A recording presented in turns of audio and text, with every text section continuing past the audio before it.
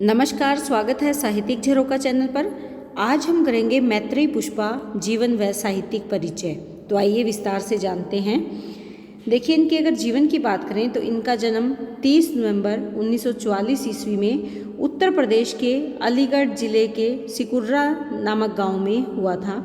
इनकी शिक्षा की अगर बात करें तो प्रारंभिक शिक्षा इनकी अपने गांव में ही हुई। उसके बाद एमए इन्होंने हिंदी साहित्य में किया, यानी हिंदी विषय में इन्होंने एमए की शिक्षा प्राप्त की। और कहाँ से की? बुंदेलखंड कॉलेज झांसी से। सम्मान की अगर बात करें तो इनको शार्क लिटरेरी अवार्ड दिया गया था। ये कब दिया गया था? ये 2001 में इनको शार्क लिटरेरी अवार्ड दिया गया। उसके बाद हिंदी अकादमी द्वारा भी इनको पुरस्कृत किया गया। कथा पुरस्कार भी इनको प्रदान किया गया और उत्तर प्रदेश हिंदी संस्थान द्वारा इनको प्रेमचंद सम्मान भी दिया गया। ये सम्मान किस पर दिया गया? बेतवा बहती रही।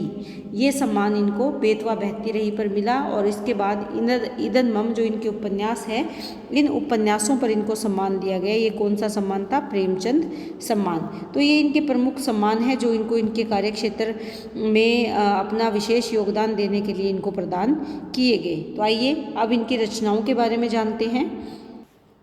इनकी अगर प्रमुख रचनाओं की बात करें तो सबसे पहले कहानी संग्रह है, जिसमें चिन्हार है, गोमा हस्ती है, ललमुनिया तथा अन्य कहानियाँ और फाइटर की डायरी आदि बहुत सी कहानियाँ इन्होंने लिखी है।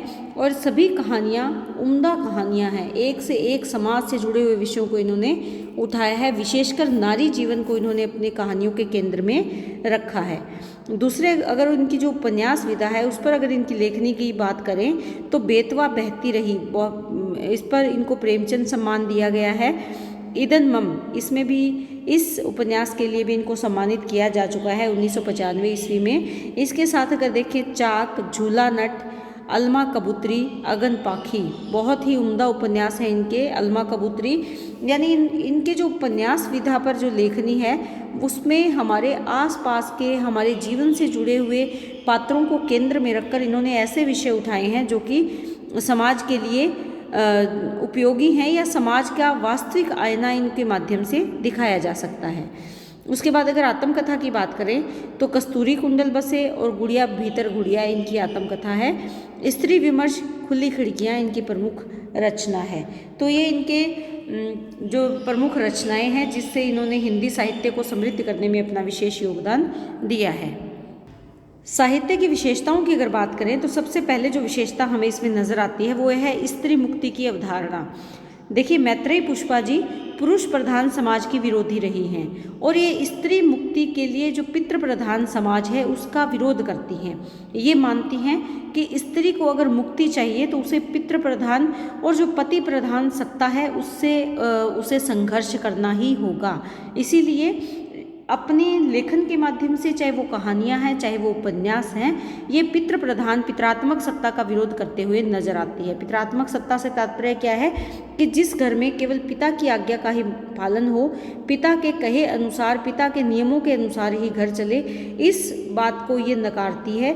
इसके साथ साथ ये मानती है कि स्त्री का स्वयं का अस्तित्व है और उसे अपना जीवन अपने अस्तित्व को निर्धारित करते हुए ही व्यतीत करना चाहिए। और इसके लिए वो स्त्री मुक्ति की अवधारणा अपने जो इनके लेख हैं, चाहे वो कहानियाँ हैं चाहे वो उपन्यास है, उनके माध्यम से इन्होंने अभिव्यक्त किए हैं। उसके बाद है कथानक में विविधता।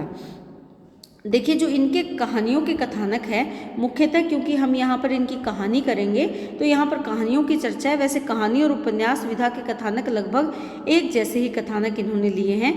इन कथानकों में किसी एक विषय को इन्होंने केंद्र में नहीं रखा, बल्कि विषय की विविधता है। कहीं पर ये नारी जीवन से जुड़ जाती हैं, कहीं पर ये समाज की किसी कुरीति का खुलकर विरोध करती हैं। तो इस तरह अगर हम देखें तो इनके जो कथानक है वो विविधता से परिपूर्ण है। अपने कथानकों के माध्यम से मैत्रेयी जी नारी के उत्पीड़न को ही अभिव्यक्त नहीं करती, बल्कि वो पुरुष के समकक्ष उनको प्रमाणित करना चाहती है। वो स्त्री सशक्तिकरण की अवधारणा अपने कथानकों के माध्यम से अभिव्यक्त करती है। वो मानती है कि जो स्त्रियां हैं उन्हें घर परिवार की सीमाओं से बाहर निकलकर अपनी मौजूदगी दर्ज करवानी ही होगी, ऐसा उनका मानना है। इनके जो समकालीन कहानीकार हैं उनकी कहानियों से अलग कथानक इन्होंने उठाए हैं। इनकी स्त्री संघर्ष करती है अपना स्थान बनाने के लिए, समाज में अपनी मौजूदगी दर्ज करवाने के लिए, यानी इनके कथानक विविधता से परिपूर्ण कथानक है। उसके बाद देखिए ग्रामीण जीवन का सजीव चित्रण।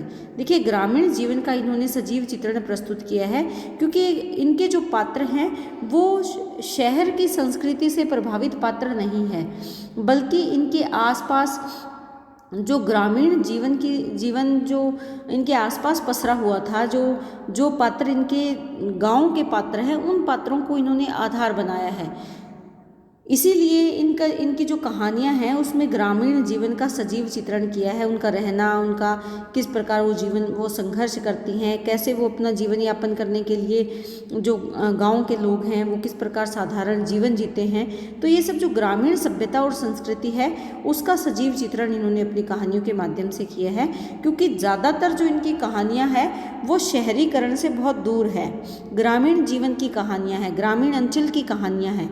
इनके पात्र भी ग्रामीण अंचल से संबंधित पात्र है, तो इसीलिए इनकी कहानियों में ग्रामीण जीवन का सजीव चित्रण इन्होंने किया है। उसके बाद देखिए वैचारिक द्वंद्व का चित्रण। वैचारिक द्वंद्व क्या होते हैं? विचारों की लड़ाई, द्वंद्व यानी विचारों का एक दूसरे पर हावी हो जाना। किसके विचार?